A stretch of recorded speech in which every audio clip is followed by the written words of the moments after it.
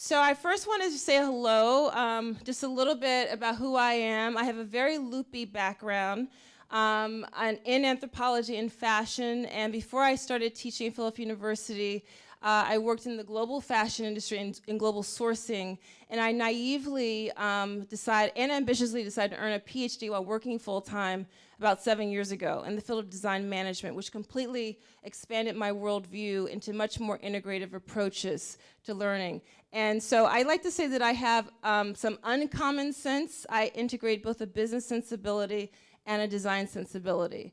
A lot of what we're doing today, you'll get some insights into the way we ground a very new program that we launched about a year ago called the Strategic Design MBA program. And actually I have two of my graduate students from that program here, Juan Carlos and Kitty Dior, if you'd be interested in speaking to them later about it. But it's an executive style MBA where we use design thinking, what you'll be delving into today, as a way to approach business challenges. So the goal for today is to help you to identify opportunities for implementing grit and resilience using the design thinking lens. That's our goal. So what's design thinking? Design thinking starts with this principle of empathy. It is a problem-solving process that designers use. Designers, whether they're designing a table, a garment, a building structure, are always asking the question of what problem am I solving for my user? They have a very user-centered focus, and in theory, design thinking would be this nice linear lockstep process. In reality, it's very messy, as is life. But embedded in that chaos are tools and principles that you can learn to help map creative strategies and really understand that services can be designed, and in a lot of ways, an organization is a design product. So there's 4 things I'm gonna highlight around design thinking. Empathy, the idea of being user-centered and starting with people's latent needs, not their most obvious needs. The related worlds concept of being able to connect the dots between disparate areas. The value of prototyping. We value failure because there's a lot we can learn from failure, and the value of story. So Larry Keeley, who is a principal of a design strategy firm in Chicago called the Doblin Group, I love his definition of design. He says the design is the art and science of cutting cubes out of fog.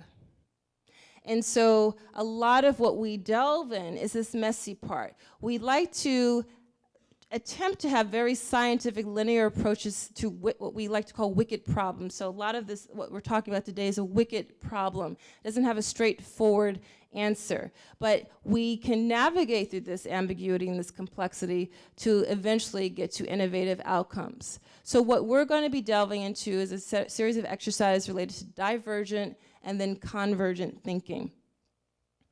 The gentleman on the left is a guy named Herb Simon, who was a pioneer in the field of artificial intelligence. And Herb was known for saying that everybody is a designer. And so I'm going to adapt his definition of who is a designer and commit all of you to being designers today. So why design thinking? Why is it so essential? I think we've all heard of this phrase, VUCA environments. This is the environment that we are trying to teach our children in, that we ourselves are trying to survive in environments that are volatile, uncertain, complex, and ambiguous. In saturated markets, there's increased competition, and so it bodes us well to differentiate based on the why of why we're here, not just the how or the what. That's something that Simon Sinek has developed so elegantly. So Ertel and Solomon have just published a new book called Strategic Conversations, and they talk about how we have to get more comfortable with ambiguity and framing and reframing questions, thinking less like mechanics and more like designers. So we have 2 types of challenges in general. There are those technical challenges. So for example, how do you construct a bridge? We want those to be technical challenges. When we think of something such as how to construct a bridge, we want it to be pretty straightforward. But we also have those adaptive challenges, those wicked problems. What's the cure to cancer? How do we eradicate homelessness in Philadelphia? How do we cultivate grit and resiliency in our children? it's important for more companies to have this stance and more organizations to have this stance so that we're not left in the past. Remember Kodak, who was too big to fail and didn't think about they didn't observe outside of their own walls this new little mechanism that people were using to capture memories. Or this company called Flip Video that also made a similar mistake. I think their lifespan was from about 2007 to 2011. So there's very new questions we have to ask. I love the question on the left, what does movement mean to people today? If your user are my undergraduate students, the millennials, they're thinking of movement and mobility in very different ways. Probably about 70% virtual and 30% physical. That completely changes how you communicate and work with them. And when we're talking about more innovative ways to approach problems, we've got to change the way we're asking questions. So this is a great framework developed by two colleagues, Heather McGowan and Ellen DeResta. They said, let's say we're trying to innovate a toaster oven. If we're only asking the question on the left, how do you increase the speed and reduce the cost of making toasters? Those are operational efficiencies, right? But we've got to migrate over to the right. What are all the ways we could toast bread? And what are the attributes of toaster bread? So Simon Sinek developed this great framework of the golden circle. Ertl and Solomon talk once again about the importance of empathy, creating stories and visualization. We have more blurred boundaries today in the business world, in particular between creativity and straightforward business metrics. We see creativity and design being talked about in that press. We also have blurred boundaries in terms of where we see design. The definition of design is no longer in the tangible, so we can design services and experiences. There are now, every other year, World Design Capitals. In 2010, it was Seoul. 2 years ago, it was Helsinki. And this year, it's Cape Town in South Africa. So empathy, the idea of starting with people and their latent needs. So all these are 4 principles that we're going to be going back to in our exercises. These are just some examples of organizations that start with people and their latent needs. Apple is kind of an obvious one. The US military is also very adept with this type of stance. Kickstarter completely disrupted the way we understand how we can crowdfund. The related worlds concept. So there was a great essay that went viral in 2012 by Atu Gawande in the New Yorker magazine about what hospitals can learn from the Cheesecake Factory. The back of the house in a kitchen of the Cheesecake Factory is really chaotic, it's really disruptive, but every day the Cheesecake Factory manages to deliver consistency of food and services. Maybe there's something that the healthcare industry could learn from the hospitality industry, especially when we consider the ER. Prototyping is also a really important skill set. It teaches us the value of failure and failing early and often. So pop-up shops are an example of prototypes. In a pop-up shop, you're prototyping not only a new product, but also a new service delivery. This is a famous prototype that folks at the IDEO lab developed. They were trying to talk through, this was about at least 15 years ago, a new medical surgical instrument, and someone quickly put together a magic marker, a film canister, if anyone remembers those, and a clothespin.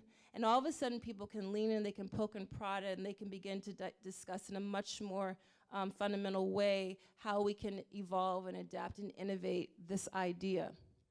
Other examples of pop-up shops. I live in Mount Airy, and at the corner of Green Street and Carpenter Lane, there is a storefront that is intermittently a capoeira martial arts studio, a pop-up church sometimes, and a place for artisans to show their work. And then the use of story. Facts are the what. Truth is the how and why of the what. Stories are truth-telling. It's about creative visualization. So I don't know how many of you are familiar with the Dove Real Beauty Sketches campaign. If you want to Google it at some point, take a look at this on Vimeo or YouTube. It's an amazing way that a commodity product company uses story. Never once do you see a bar of soap or anything until the very end, but it's really about women and their identity. So we're going to be doing a bit of storyboarding at the very end. If any of you are familiar with the Dan Rome School of Thought, I love Dan Rome. He's author of Blah, Blah, Blah, When Words Are Not Enough. His first book was The Back of the Napkin. And we'll see this image again, but he very quickly reminds us that we don't need to be a trained illustrator, have a degree in painting, or be as good as Johnny is to be able to illustrate a concept. If you can draw lines and circles and stick figures, you'll be just fine. So in my mind, design thinking and creative strategy is how we get to innovation. We don't have time to show this. I want to get into the real work that you're going to be doing. We're really talking about shifts in thinking away from what is the solution to what is the problem to what's the opportunity. So would you all take out your smartphones, please? Whenever I tell my students that, they're like, really, we can take out our phones? You want us to use our phones? Yes, take out your smartphone. Take out your phone, please. So my question to you, after you've heard from our amazing panel this morning, who are giving all of these in-depth statistics and data about grit and resilience, I'd like you to ponder briefly, why grit and resilience? Why is it so important, and why now? And what I'd like you to do, and our co-facilitators can help you if you don't catch this, using your text mechanism, I'd like you to text to the number 37607. That's the phone number that you're texting to, 37607. We could turn up the lights just a little bit. And then in the body of the text field, you're going to type in the numbers 0304, and then a 2 or 3 word phrase, 0304 in the body of the text, and then a 2 or 3 word phrase. So why grit and resilience, and why now?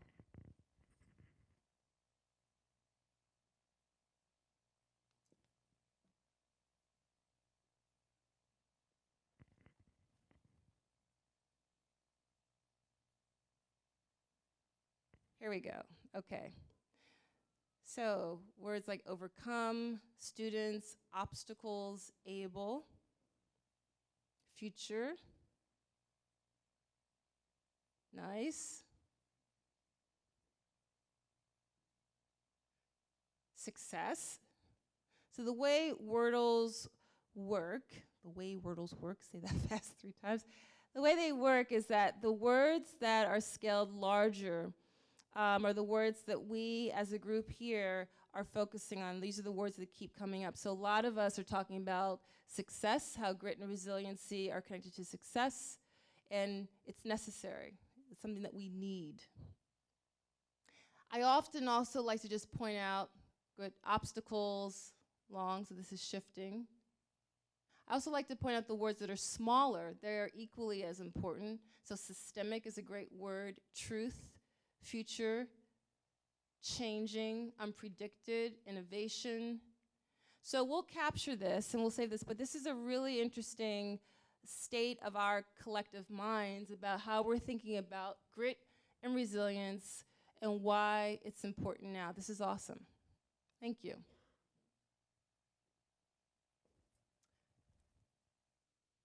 Okay, so we're ready for our first exercise. Can we have the lights up, please? If there are, I'd like you all to work in teams of no more than 4. So would you just self-divide? Maybe if you are in a large team, like at this table, we have about 7 people. So if you're at a similar type of table, just self-divide into a team of 4 and a team of 3. And we're going to do something called quiet storming. So everyone needs a Sharpie. And everyone needs their own little personal stack of Post-its. You can, for now, just stay working in this cluster of 7, but then we're going to maybe subdivide. Now, here's the real challenge of this quiet storm. You have to work in utter silence for 5 minutes. So consider this your meditation for the day. And the way a quiet storm works is a little different than a traditional brainstorm. In a traditional brainstorm, the big mouths, the extroverts tend to dominate, right? And so if you're a little more withdrawn and, or a little more shy, you just let the big mouth just go and say what they want to say. You don't necessarily get your idea to surface. But the beauty of a quiet storm is that you're riffing. So if I'm working with this team, our prompt is going to be grit and resilience, what that brings to your mind. So I'm going to write the first word that comes, maybe it's sand. I write down sand. I plop it down in the center of the table. Everyone else is doing the same thing. The next thing you do is you take another word. Say this is another word that I take as a word written on it. And then I'm going to generate 2 more words for that one word. So it's take 1, produce 2. Take another one, produce 2. And you're going to do that in silence for 5 minutes. And I'll put the clock up. So the silence is really important. I know I keep saying that, but it's really important. Don't talk. Any questions? Repeat the instructions? Sure. So the instructions are that the prompt are 2 words, grit and resilience. So the first go around, you're just going to write down the first word that comes to your mind. And you should keep it to 1 or 2 word phrases, not sentences. You're then going to peel off that piece of paper, and you're going to plop it down to the center. And then other people are then going to start responding to those words that are populating. So at the end of the 5 minutes, we'll come up with a nice, swarmy, swampy plethora of Post-it notes, all of your stream of consciousness around grit and resilience. Now here's the thing. Please, please, please, please, please do not think practically. Please think big picture, think wacky, literally write down what comes into your mind. Write it down. Don't overthink it. And then move on. Was that clear? Okay.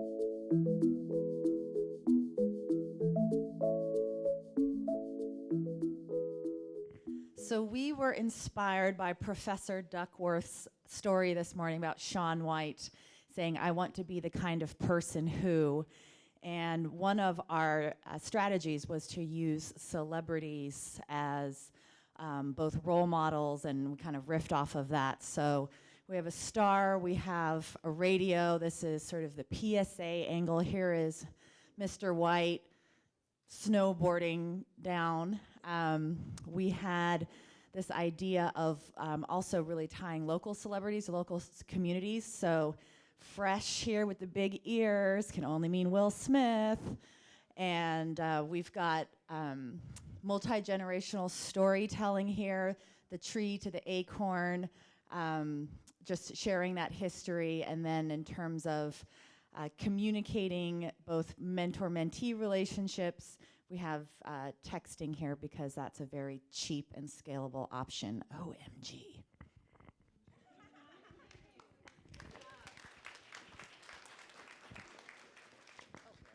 Thank you. Next up is the group with the 3 circles. Identify needed skills. Wait a minute. It's the back group. The back group? Goodner's group. Okay, come on up.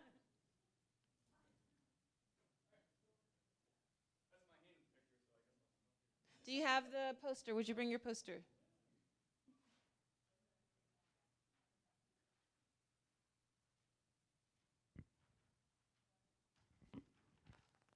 Thank you. Here's your mic. All right, we've got a nice 3-step circle process here.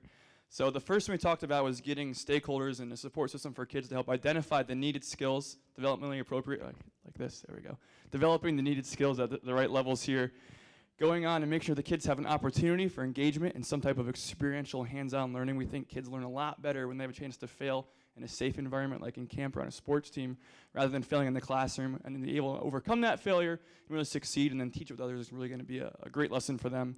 And then it goes back, and we also had a storytelling element to our piece as well. So they go back, they have this great experiential tale to tell. They come back with their peers, tell the story of how they overcame a failure, how they've learned and grown from it, teach other people the same skills, and we move on to our next developmental milestone.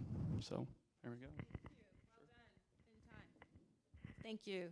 Next up.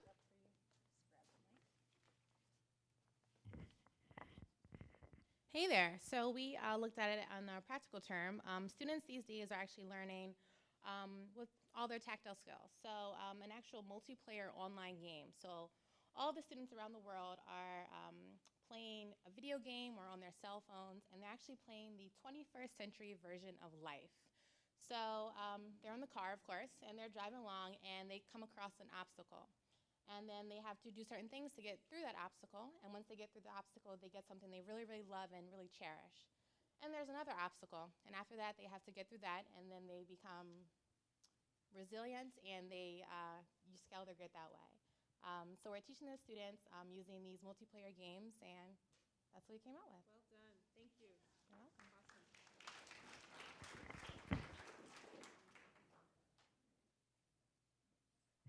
Next up is collaborative problem solving. Grab your poster.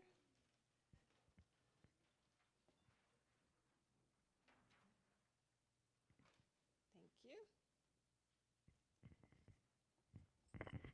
So we couldn't help but try to take on the entire educational system reform.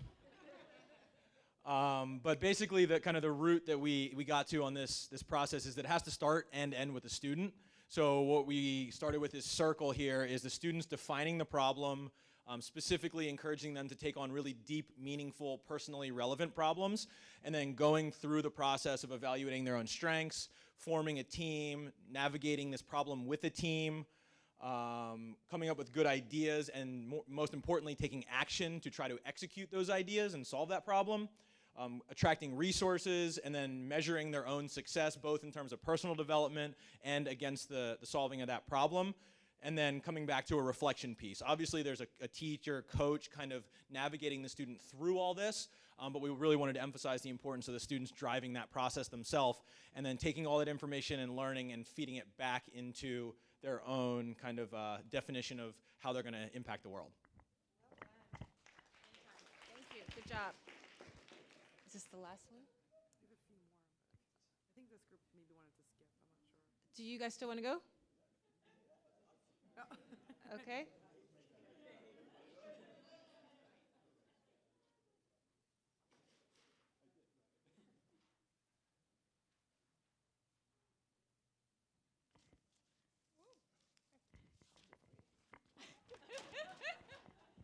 Not a good start. All right. How about this? How about I hold it? Okay, you can hold it. Be your All prop right, today. so we came up with a sort of broad campaign called Get Your Mind Right. So this consists of a couple things. One is sort of a daily reminder text with really affirmative messages, especially sort of pre-test or at certain moments. Another component was that we would have a mentor toolkit and the possibility for mentors to record affirmative messages and send to their mentees. We also talked about doing sort of a mentor matching tool and the ability to share stories of a sort of gritty success stories, both so students could produce their own stories and share them, as well as sort of sharing celebrity stories, through uploading videos, etc. So this is sort of this continuum, but all under this broad campaign called Get Your Mind Right. Awesome. Thank you. Thank you.